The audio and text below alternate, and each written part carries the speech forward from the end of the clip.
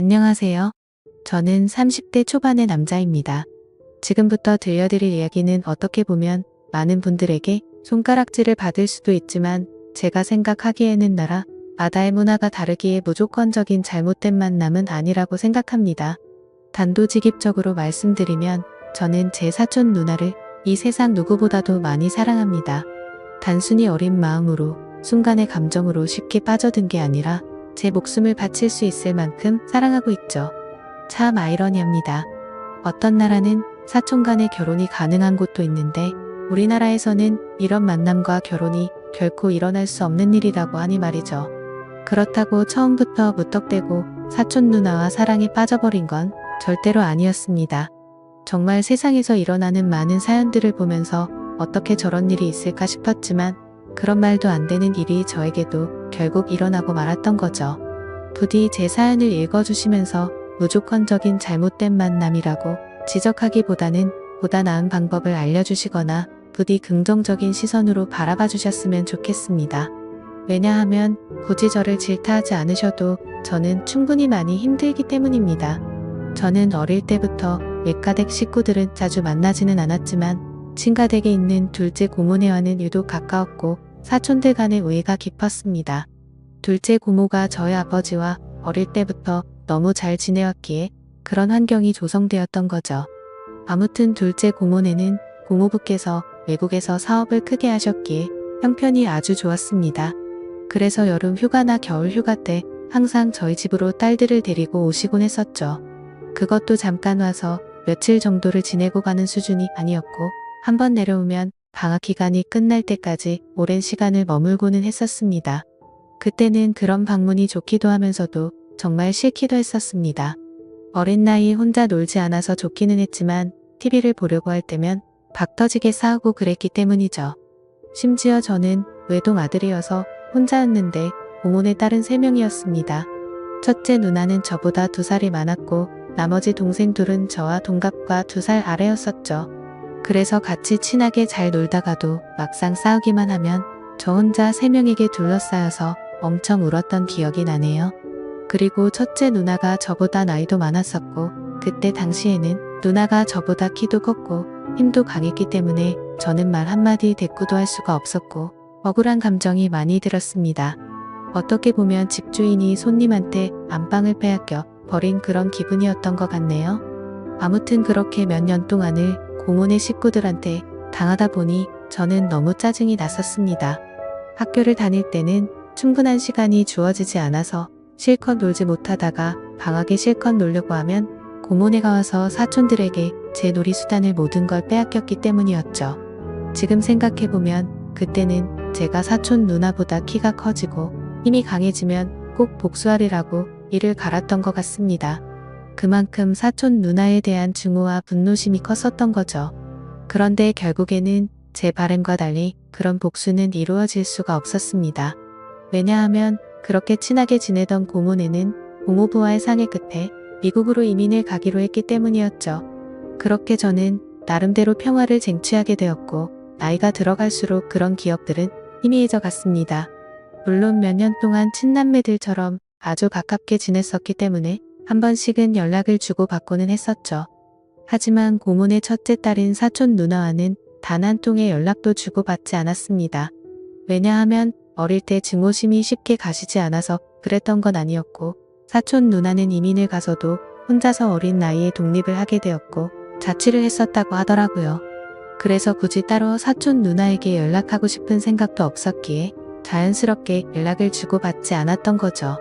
아무튼 그렇게 어릴 때 있었던 모든 기억들이 희미해질 만큼 시간이 흘렀고 저는 20살이 되었습니다. 남들과 다르지 않게 평범한 삶을 택하게 되었기에 그저 그런 평범한 4년제 대학교를 들어가게 되었죠. 삶이 미지근했던 저는 1년 동안은 대학 생활을 대충 어슬렁 다녔습니다.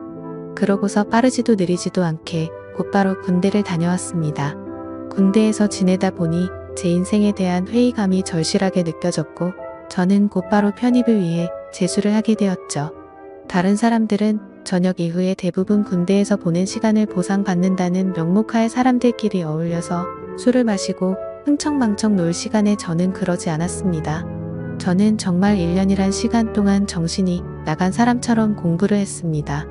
친구들이 제게 독하다고 욕을 하고 저주를 퍼부을 정도였습니다. 솔직히 그런 게 내 인생에 도움을 주는 건 전혀 없었기에 가볍게 무시했었죠. 그래서 엄마 휴대폰을 잠시 사용해서 연락이 안 될 거라고 통보를 한 뒤에 제 휴대폰은 개통조차 하지를 않았습니다. 그때 당시에 제 하루 일과는 정말 처절했습니다. 잠을 자다가 일어나면 공부로 시작해서 밥 먹는 시간과 화장실을 가는 시간을 제외하고는 오로지 하루 종일 공부만을 하면서 시간을 보냈습니다. 그로 인해서 코피는 하루라도 안 흘리면 이상할 정도였었고, 여름에는 하루 종일 앉아있는 탓에 엉덩이에 땀띠가 너무 심각해져서 병원까지 다닐 정도였었죠. 그렇게 1년 동안 공부를 열심히 한 끝에 수능을 보게 됐습니다. 결과는 생각보다는 잘 나왔지만 결국 정말 아주 아쉽게 제가 바라던 대학교에는 떨어지고 말았습니다. 그래서 두 번째 지망하던 학교를 가느냐 아니면 1년을 더 준비를 하느냐의 기로에 서게 되었죠. 사실 말이 기로에 서게 된 거였지 제 뜻은 확고했었습니다. 공부를 시작할 때 목표는 오로지 한 곳이었기 때문이죠. 하지만 부모님의 눈에는 제 모습이 너무 처참했기에 제게 그 정도면 됐다며 두 번째로 지망한 학교로 가라고 하셨습니다. 저 또한 너무 힘든 1년을 지나왔기에 포기하고 싶은 마음도 굴뚝 같았죠. 하지만 결국 저는 고집을 부렸고 1년을 더 준비하기로 했습니다. 고통의 시간은 또다시 시작되었고 또다시 수능을 앞두고 어머니께서 오시더라고요. 어머니는 본인도 미신은 절대로 안 믿는데 지푸라기라도 잡는 심정으로 계명을 하는 게 어떻냐고 하시더군요. 저를 위해서 매일같이 기도를 드리러 다니시다가 만난 분에게 제 이야기를 했더니 이름이 뭔가 제 앞길을 자꾸만 가로막는다며 계명을 권하셨다고 하더라고요. 별로 고민할 것도 없었고 그러자고 했습니다. 제 이름에 큰 미련도 없었거니와 조금의 가능성이라도 더 생긴다면 뭐라도 하고 싶었으니깐요. 그리고 도저히 이 지옥 같은 시간을 더 이상은 할 자신이 없었거든요. 그렇게 계명을 하고 나서 저는 또다시 수능을 치르게 되었습니다. 결론을 말씀드리면 꿈은 이루어졌습니다. 제가 그토록 원하던 대학교에 합격을 하게 되었던 거죠. 그래서 제 인생은 군대를 가기 전과 후가 정말 완벽하게 달라지게 되었습니다. 그저 그런 평범한 대학생에서 우리나라에서 가장 좋은 대학교의 학생이 되었으니깐요. 그렇게 힘들게 얻은 자리였기에 저는 연애 한 번도 제대로 못한 채로 대학 생활만을 정말 열심히 했습니다. 시간은 금방 흘러갔고 어느덧 저는 졸업을 하고 다행히 대기업에 당당히 입사를 하게 되었죠.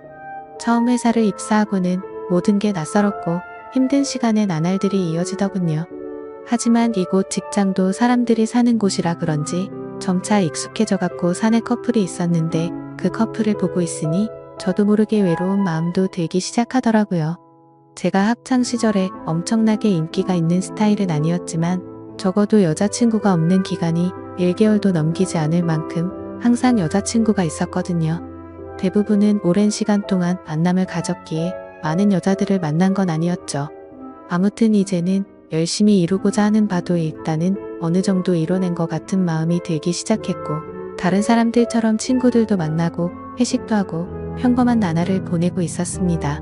그리고 주말을 앞둔 금요일 저녁 제 인생을 송두리째 바꿔놓은 여자를 만나게 되었습니다. 그날은 모처럼 회사를 마치고 친구들과 강남에 있는 술집에서 자리를 가졌고 술에 취한 나머지 평소에 거들떠도 보지 않던 감성 주점의 술집으로 향했습니다. 그곳은 나름대로 헌팅을 하기에 자연스러운 분위기에 춤도 추고 술도 마시는 클럽 음악이 나오는 술집이었죠. 저는 시끄러운 곳은 그렇게 좋아하지 않는 성격이어서 별로 재미가 없었습니다. 그런데 참 눈이 즐겁긴 하더라고요. 어린 사람들이 신나게 꾸미고 와서 그런지 하나같이 잘생기고 예쁜 사람들 투성이었죠. 그렇게 한참을 놀다가 제 눈에 띄는 한 사람이 있었는데 그녀를 보자마자 첫눈에 사랑에 빠지는 기분이 들었습니다. 왜 그렇게 생각할 정도였냐면 저는 평생 여자에게 번호를 물어본 적이 없었는데 그 여자를 놓치고 싶지 않은 마음에 정신이 나갔던 건지 저도 모르게 그녀에게 다가가서 대뜸 번호를 물어봤던 거죠. 그녀는 시끄러운 소리에 네? 라고 되물었고 저는 다시 한번 번호 좀 알려주실 수 없냐고 물어봤습니다. 그러자 그녀는 죄송한데 남자친구가 있다며 정중하게 거절을 하더라고요. 그때 돌아섰으면 됐을걸? 자존심 구겨지게 친구로라도 지내고 싶다며 재차 물어봤습니다. 그녀는 다시 한번 죄송하다고 하고는 그 자리를 떠나더군요. 생애 처음으로 번호를 따본 거였는데 거절을 당해서 너무 창피해 죽겠더라고요. 쥐구멍이라도 숨고 싶은 심정이 이런 건가 싶었습니다. 그런데 그런 창피한 감정보다도 그녀의 연락처를 받지 못한 게 더 상심이 컸습니다. 또다시 다가가서 말을 걸면 이상한 사람으로 볼까 봐서 차마 다가가진 못했죠. 그렇게 조용히 술을 마시면서 그날 그곳에서 오로지 그녀만 쳐다보다가 집으로 돌아갔습니다. 집에 와서도 용기를 다시 내볼 걸 그랬나 생각도 들었고 정말 아쉬운 마음에 밤새도록 잠을 설쳤었던 기억이 나네요. 사실 스쳐가는 인연이라고 생각하면 며칠 정도 지나면 금방 잊혀져야 정상인데 그로부터 3달 정도가 지났을 무렵에도 문득 그때 그날의 그녀가 생각나서 환장할 노릇이더라고요. 해변가에서 모래벌판에서 바늘 찾기라도 하는 심정으로 3달 사이에 10번도 넘게 그곳에 다시 가봤었습니다. 하지만 결코 다시 마주칠 수가 없어서 운명이 아닌가 보다 하고 포기하고 있었죠. 그렇게 아무 생각 없이 탕비실에서 커피를 타고 있다가 옆을 봤는데 드라마에서 보는 장면처럼 저는 너무나도 깜짝 놀라서 커피를 떨어뜨리고 말았습니다. 왜냐하면 그토록 찾아 헤매던 바로 그녀가 제 눈앞에 있었으니깐요. 그녀는 저를 보면서 이 사람이 왜 이러지 싶은 표정으로 저를 쳐다보고 있었고 저는 혹시라도 커피가 튀었을까봐 죄송하다고 고개를 숙여 사과를 했습니다. 그러자 그녀는 생긋 웃으며 저는 괜찮다며 본의 아니게 놀라게 해드려서 죄송하다고 하더라고요. 그렇게 어색한 인사를 뒤로하고 그녀의 명찰을 보니 저희 회사 명찰을 달고 있었습니다. 이게 웬걸 정말 하늘에서 내려준 운명이 이런 거구나 싶어서 너무 기뻤습니다. 기쁜 마음을 최대한 가라앉히며 조심스럽게 그녀에게 물어봤죠. 혹시 이번에 신입 공채로 들어오신 거냐고 물어보자 그녀는 고개를 끄덕이면서 잘 부탁드린다고 대답을 하더군요. 다행스럽게도 몇 달 전 제가 번호를 물어본 사람인 건 전혀 모르는 눈치더라고요. 저는 그 순간 이 모든 상황이 너무 꿈만 같았고 제가 그녀로 인해 고민하는 걸 상담해주던 친구에게 곧바로 전화를 걸어서 자초지종을 설명해줬습니다. 친구의 반응도 어떻게 그런 일이 있을 수가 있냐며 말도 안 된다고 말하면서 놀라더라고요. 아무튼 그날 이후로는 회사에 출근하는 발걸음이 그렇게 행복할 수가 없었습니다. 그리고 그와 동시에 슬픈 마음도 쉽게 가시지가 않았죠. 왜냐하면 그녀의 손에는 커플링으로 보이는 반지가 끼어져 있었고 그동안 멍청하게 잊고 지냈던 생각이 들었습니다. 그녀는 제게 남자친구가 있었다고 한 사실이었죠. 사실 기억을 못하지는 않았지만 연락처를 달라고 하면 대충 거절하려고 남자친구가 있다고 거짓으로 대답하는 그런 거라고 믿고 싶었던 것 같습니다. 그렇게 또다시 저는 그때 감성 주점에서 멀리서 쳐다만 보고 있던 제 자신을 또 보고 있는 기분이었죠. 그때 그런 생각이 들었습니다. 골키퍼가 있다고 골이 안 들어가나? 결혼을 한 것도 아니고 법적으로 문제가 되는 것도 아닌데 최선을 다해보자 싶더라고요. 저에게는 끈기와 노력이라는 제 자부심이 있었기에 그때부터 또다시 저는 불타올랐습니다. 하지만 도가 지나친 관심과 행동은 최대한 지양하였고 업무를 핑계 삼아서 가끔씩 찾아가서 업무에 대해 물어보면서 은근슬쩍 제 존재를 각인시켰습니다. 그렇게 시간은 천천히 흘러갔고 그러던 중 부서 간의 회식 자리가 잡혔습니다. 그토록 기다리던 시간이었는데 드디어 기회가 왔구나 싶어서 기분이 좋았죠. 며칠 뒤 회식이 있는 날 저는 정신을 바짝 차리고 술을 마셨고 그녀와의 사이를 더욱 가깝게 하기 위해서 최선을 다해 빈틈을 노리고 있었죠. 그러던 중 너무 긴장하면서 술을 마셔서 그런 건지 배가 아파서 화장실을 갔습니다. 볼일을 보고 있는데 바깥에서 남자 소리가 들리더군요. 너 옆 테이블에 있던 신입사원 얼굴 봤냐고 묻더니 우리 회사에 저런 미녀가 언제 들어왔냐면서 내가 고백해볼까? 이런 식으로 웃으면서 그녀에 대한 이야기를 하고 있더라고요. 그 말을 듣는 순간 기분이 너무 불쾌했지만 뭐라고 말할 수는 없었습니다. 제가 남자친구도 아닐 뿐더러 사실 제가 첫눈에 반할 정도였으니 다른 남자들이 볼 때도 당연히 호감이 갈 수밖에 없겠구나라는 생각이 번쩍 들었던 거죠. 그래서 저는 이러다가는 별의 별 사람들이 다 고백하겠다고 생각하고 조금 더 적극적으로 그녀에게 다가가야겠다라고 생각을 고쳐먹었습니다. 결국 사람들이 너무 많이 모여있던 회식 자리에서는 도저히 가까워지기가 어려워서 목적 달성에 실패했고, 그날 이후로는 조금 더 적극적으로 그녀에게 다가가려고 마음을 먹고 출근을 했죠. 멀리서 그녀가 혼자서 탕비실을 들어가는 모습을 보게 되었고, 저는 심호흡을 하고는 그녀를 따라서 탕비실로 들어갔습니다. 그런데 마침 탕비실에서 나오던 그녀의 커피가 제 와이셔츠에 쏟겨버리고 말았던 거죠. 순간적으로 깜짝 놀라긴 했지만 이게 무슨 횡재냐 싶었습니다. 그녀는 너무 깜짝 놀라면서 죄송하다면서 어떡하냐고 발을 동동 굴리는데 그 모습조차 너무 귀엽더라고요. 당황해하던 그녀는 제 옷을 빨아서 드라이 클리닝까지 해서 가져다 드릴 테니 자신에게 달라고 하더군요. 그래서 저는 탈의실에 있던 와이셔츠로 갈아입고서 점심시간에 맞춰서 그녀에게 제 셔츠를 전해줬습니다. 그녀는 금방 새 옷처럼 세탁해온다고 말하길래 그러지 말고 점심시간인데 같이 나가서 식사하고 맡기자고 했고, 그녀와 저는 처음으로 둘이서 밥을 먹으러 나갔습니다. 밥을 먹으러 나란히 앉아있는데 기분이 너무 좋았습니다. 마치 연인이 데이트하러 나와서 밥을 먹는 기분이 들었기 때문이었죠. 그녀는 또다시 자신의 잘못을 사과하면서 어쩔 줄 몰라 하길래 저는 그렇게 죄송하면 부탁 하나만 들어달라고 말을 했습니다. 무슨 부탁이냐고 물어보는 그녀에게 오늘 술 한잔 마시고 싶은데 친구들이 전부 약속이 있다고 해서 시간 괜찮으면 회사 마치고 술이나 한잔 사주면 안 되겠냐고 물어봤죠. 그녀는 잠깐 망설이더니 제 생각을 아는지 모르는지 알겠다면서 그러겠다고 대답을 하더라고요. 대답을 듣자마자 기분이 너무 좋았습니다. 생각하지도 못한 사고로 인해서 둘이서 밥도 먹고 술도 마실 수 있었으니 말이죠. 그렇게 그녀와의 단둘이서 먹는 첫 식사를 끝마치고 같이 세탁소에 들려서 옷을 맡기고는 퇴근 후 다시 그녀와 단둘이서 만났습니다. 그녀에게 배고프지 않냐며 뭘 좋아하냐고 물어보자 제가 먹고 싶은 곳으로 가자고 대답을 하더군요. 그래서 어디로 갈지 고민하는 척을 했지만 사실 이미 그녀와 갈 곳은 정해져 있었습니다. 회사 근처에 자리하고 있는 고급스럽고 조용한 술집인데 분위기가 너무 좋아서 주말에는 예약도 안 되고 줄을 서야지 겨우 자리를 잡을 수 있을 정도로 인기가 많은 곳이었죠. 그날은 평일이었기에 저는 둘이서 조용히 있기 위해 조용한 창가 쪽으로 미리 예약을 해두었지만 괜히 그녀에게 제 속이 보일까 봐서 종업원에게 자리가 없는 척 그곳으로 안내해달라고 미리 부탁을 해두었습니다. 그녀와 저는 술집으로 들어갔고 카운터에 있던 종업원은 제가 말했던 색상의 넥타이를 보고는 저와 서로 눈빛으로 신호를 주고받았고 미리 약속해두었던 창가 쪽에 제일 조용한 곳으로 자리를 안내해주더군요. 그녀는 자리에 앉자마자 이렇게 좋은 곳은 한국 들어오고서 처음 와본다며 좋아하더라고요.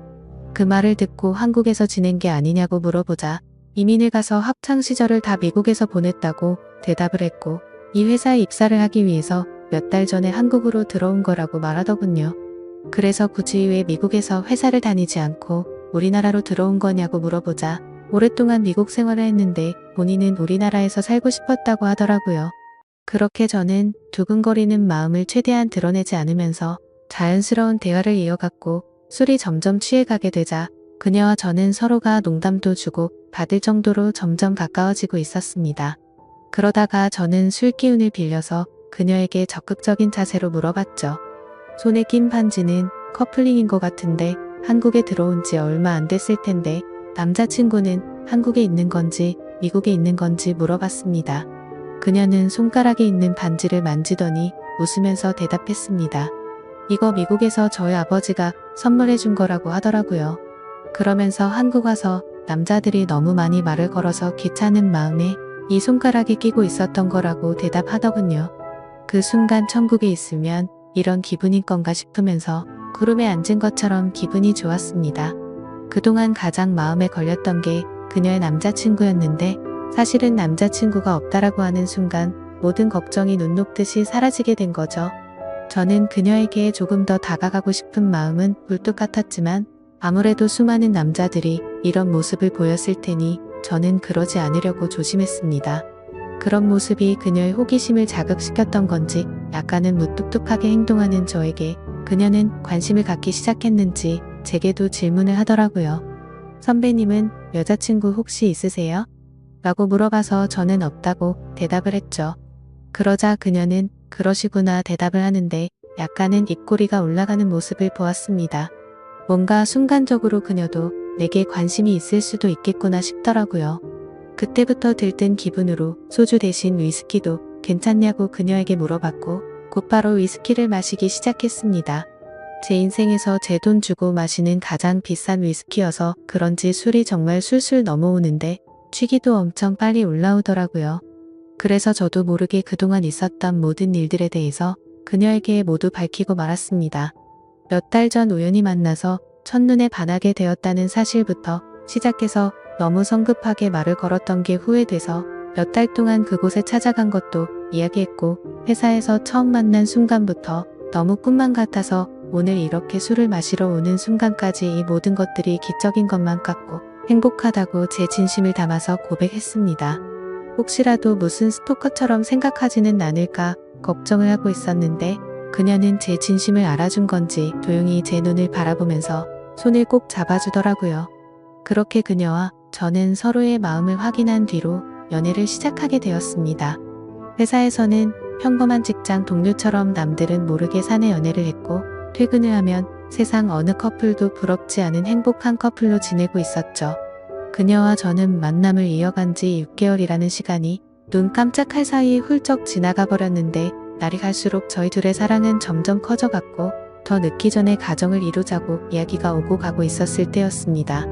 행복한 순간이 한순간 불행한 순간으로 팔바꿈되는 사건이 일어나게 되었죠. 어느 날 주말 아침 일찍부터 부모님께서 분주하시더니 제게 장을 보러 가자고 하더라고요. 저는 별다른 생각 없이 부모님을 모시고 장을 보았고 오늘 무슨 일 있냐며 도대체 왜 이렇게 음식을 많이 하냐고 여쭤보았죠. 아버지는 미국에 갔던 고모네 식구들이 다 같이 한국에 들어와서 오늘 저녁에 집으로 온다고 말하셨죠. 저는 순간 어릴 때의 기억이 스치듯 생각이 났고 갑자기 다들 어떻게 지내는지 궁금하더라고요. 다들 잘 지내고 있냐고 여쭤봤더니 공무부 사업이 힘들어지셔서 그렇게 잘 지내진 못한 것 같다고 하시더군요. 그래서 몇 년 동안 서로 연락도 주고 받지 않다가 며칠 전에 한국에 들어온다고 고모가 연락이 온 거라고 하셨죠. 아무튼 그렇게 장을 보고 나서 그동안 얼마나 바뀌었을지 궁금한 마음에 설레는 마음으로 기다리고 있었습니다. 비록 15년 가까운 시간을 한 번도 보지는 못했지만 어릴 때 기억은 어렴풋이 남아있었으니 말이죠. 그렇게 한참을 기다리다 보니 벨이 울려 퍼졌고 고모부와 고모 그리고 3명의 딸이 들어왔습니다. 그런데 그 순간 저는 망치로 얻어 맞은 것처럼 온몸이 굳어버리고 말았습니다. 그리고 마주하고 있던 한 명의 여자도 눈이 동그랗게 떠져서는 저를 바라보고 있었죠. 그 여자는 바로 제 여자친구이자 고모네의 첫째 딸인 제 사촌 누나였습니다. 순간적으로 둘 다 너무 놀랐지만 그 상황에서 아무 말도 할 수가 없겠더라고요. 식사를 하면서 이야기를 들어봤더니 고모부의 회사가 부도가 나게 되면서 미국에 있는 사업을 정리하고 지금 들어온 거였고 3명의 딸들은 1년 전에 먼저 한국에 왔다고 말씀하셨죠. 그리고 저와 사촌 누나가 같은 회사를 다니는 거 알고는 둘이 마주친 적 없냐면서 놀라시는데 차마 할 말이 없었습니다. 마주치는 건 고사하고 우리가 연애를 한다는 걸 밝히면 누구 하나 뒷목 잡고 쓰러질 상황이었으니 말이죠.